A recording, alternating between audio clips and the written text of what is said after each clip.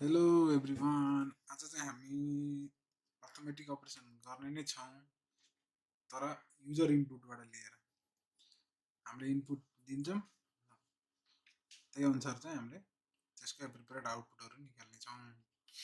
हिजो चाहिँ हामीले पहिले डिक्लेयर गरेर गरेका थियौँ, तर आज चाहिँ हामी युजरबाट लिन्छौँ। ओके, पहिला हामीले यहाँ एउटा क्लास बनाऊ, डे 3 को नाममा एउटा क्लास बनाऊ, डे 3 भनेर हैन। क्लास बनिसकेपछि चाहिँ अब हामीले के गर्ने भने दुई तरिकाले हामीले युजर इनपुट लिन सकिन्छ हैन। पहिला पब्लिक स्ट्याटिक स्ट्रिङ आर्गुमेन्ट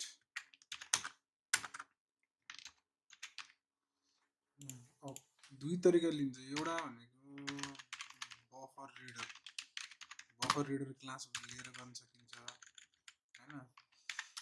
अर्को चाहिँ हो भने के हो भने अर्को चाहिँ स्क्यानर क्लासको अब्जेक्ट बनाएर चाहिँ गर्न सकिन्छ।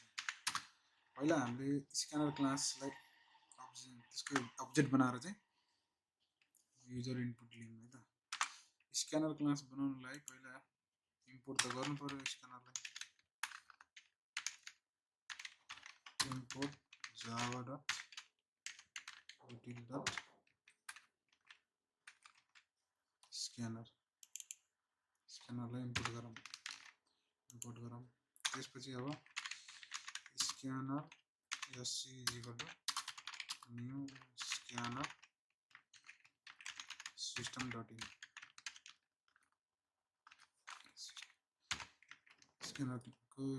स्क्यानर क्लासको अब्जेक्ट बन्यो हैन।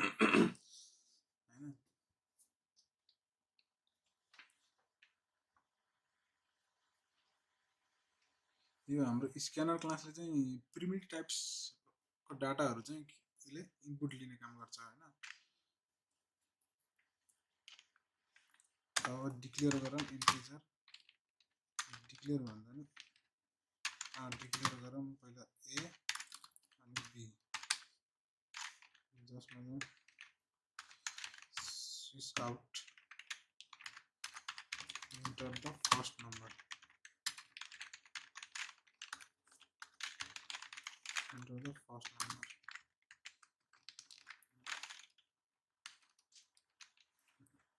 A is equal to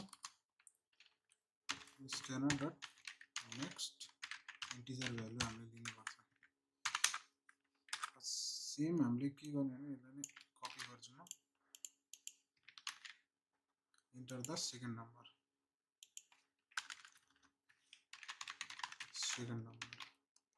यहाँ चाहिँ b।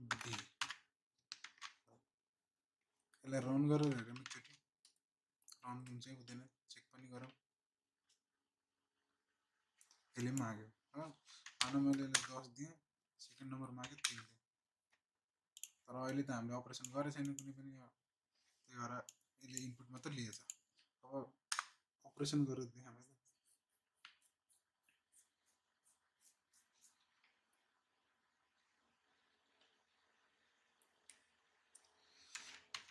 add is equal to a plus b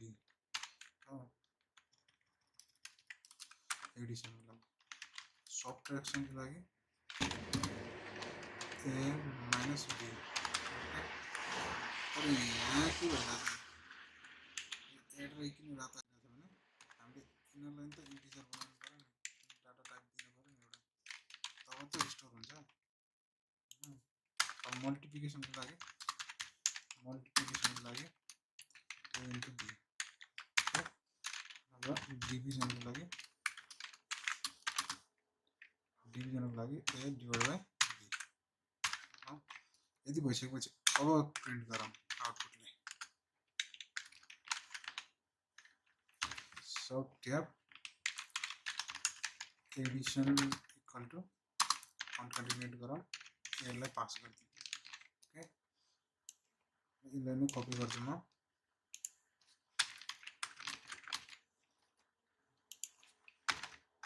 subtract गर, यहाँ चाहिँ मल्टिप्लिकेसन गर, यहाँ चाहिँ डिभिजन गर हैन।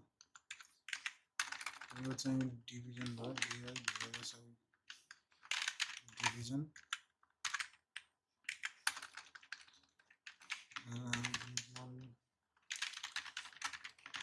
multiplication, subtraction,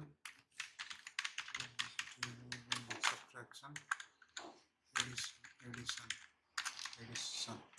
यति भइसकेपछि हाम्रो युजरबाट इनपुट लिएर चाहिँ अर्थमेटिक अपरेसन चाहिँ हुन्छ।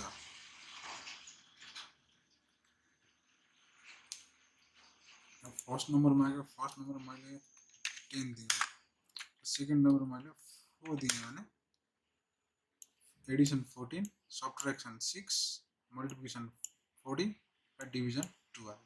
अब यहाँ फ्लोट, यहाँ यसमा आउटपुटमा फ्लोट दियो भने फ्लोटमा आउँछ यो डिभिजन, त्यो पनि गरिहेरौँ।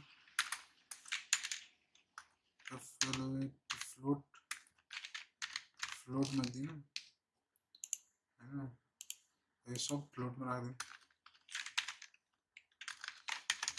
Float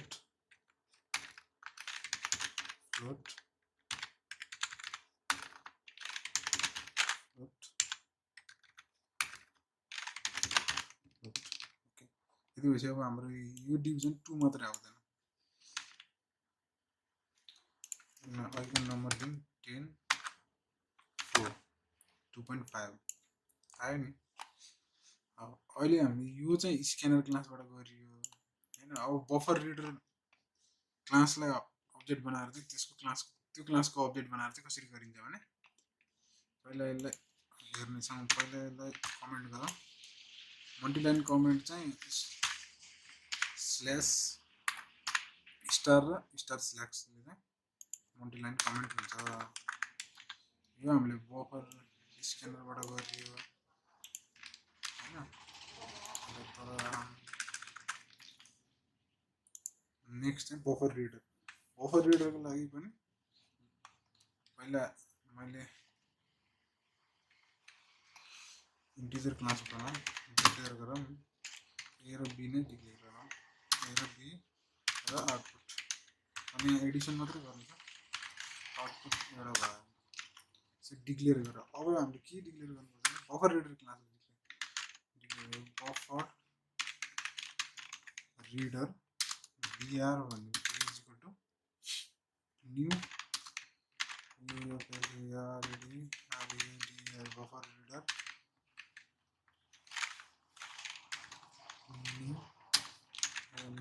input input string reader, त्यसलाई चाहिँ system.in। रातो किन आइरहेछ भने बफर रिडरलाई त इनपुट गर्नु पर्यो। अब इनपुट स्ट्रिम रिडरलाई त इम्पोर्ट गर्नु पर्यो। जुन क्लास बनाइन्छ त्यसको प्याकेज भित्र जुन छ त्यसलाई चाहिँ इम्पोर्ट गरे हुन्छ। अब आइओ डट स्टार्ट गरे, मानौँ यसलाई मैले इम्पोर्ट java.io स्टार गरे भने सबैलाई एकैचोटि दिन्छ। यसलाई कमेन्ट गरिदिउँ, सबै यसमा पर्छ। यो इन्डिभिजुअल दिन पर्दैन त्यो स्टार देश चाहिँ। ओके, अब हामीले एडिसन गरौँ है त। Sout enter the first number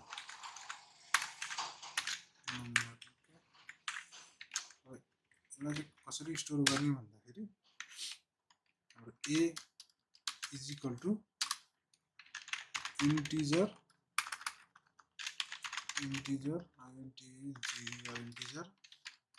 dot parse int, parse के गर्ने बफर रिडरबाट चाहिँ रिड लाइनलाई चाहिँ पास गर्ने।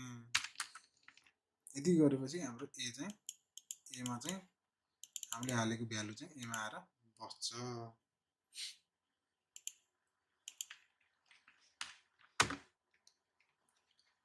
यहाँ किन रातो आइरहेछ भने एक्सेप्सन रिड लाइन चाहिँ एक्सेप्सन हाल्नुपर्ने रहेछ। एक्सेप्सन अहिले पछि हालौँला यसलाई, पहिला दुईवटा भ्यालु लिगौँ। एक्सेप्सन हाल्ने तरिका धेरै छन्, धेरै तरिका छन्। ट्राई क्याचहरू लगाएर पनि गर्न सकिन्छ, पहिले यहाँ थ्रु एक्सेप्सन भनेर लेखेर पनि सकिन्छ। त्यो आफ्नो आफ्नो इच्छा अनुसार। त्यसको भिडियो पछि आउनेछ, यसपछिको भिडियोमा आउनेछ।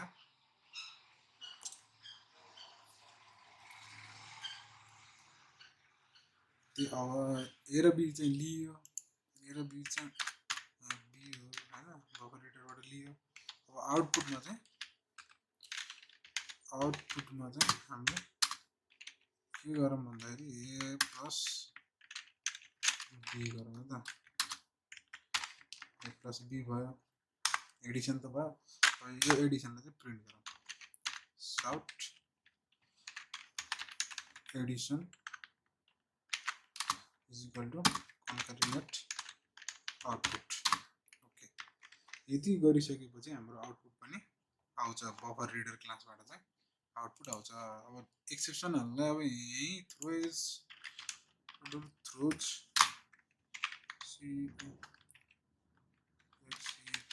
एक्सेप्सन यहीँ थ्रो एक्सेप्सन हाल्यो भने त भइहाल्यो। यहीँ डिक्लेयर गरे नि हुन्छ, नत्र यहाँ डिक्लेयर नगरेर यसलाई चाहिँ मैले यहाँ डिक्लेयर गरेन। यो सहज तरिका अहिले नसिकौँ, मैले पहिला यहीँ ट्राई क्याच हालिदिन्छु। ट्राई क्याच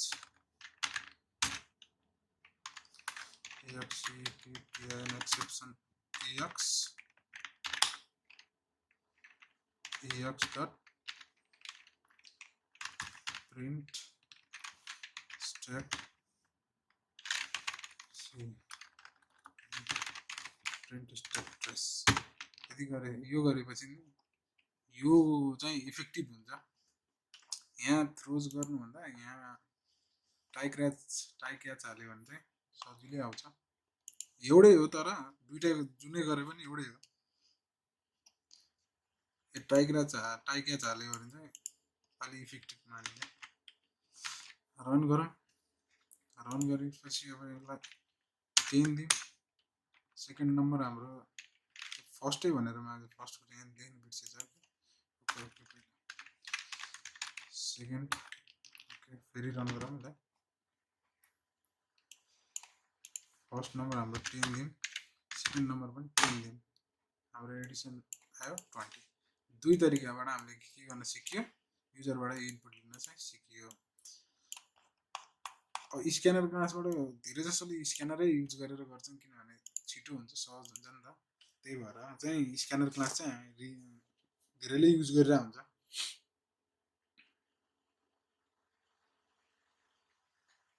यो बफर रिडरमा यो जुन यो रिड लाइन छ नि, यसले 1 by 1 लाइनहरू चाहिँ रिड गर्छ क्या,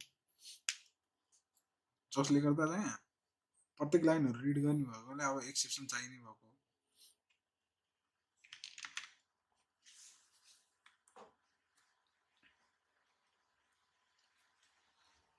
अब यो दुई तरिकाबाट हामीले गरियो। अब एउटा सानो चिज सिकौँ त, डेट प्रिन्ट कसरी गर्न सकिन्छ। डेट प्रिन्ट गरेर हेरौँ त। बफर रिडर चाहिँ राखौँ, सिम्पली एउटा सिम्पल छ डेट प्रिन्ट गर्न। डेट प्रिन्ट गर्नलाई साउट गर्ने हैन, यसभित्र चाहिँ Java new Java dot util dot date यदि लेख्यो भने युटिल प्याकेज भित्रको डेटलाई चाहिँ प्रिन्ट गराइन्छ। यसलाई रन गरेर Saturday February 5 time John Nepal NTP 2022। आज चाहिँ हामीले दुई तरिका र युजर इनपुट लेख्न सिक्यौँ, एउटा स्क्यानर क्लास र बफर रिडरबाट। आजको भिडियोमा यति नै। अर्को भिडियोमा नयाँ कुरा आउनेछ। Stay with me. यो सबै फाइलहरु चाहिँ गिटहब लिंकमा छ। गिटहब जुन भिडियोको डिस्क्रिप्सनमा हेर्नु होला। Okay, thank you so much for watching my video.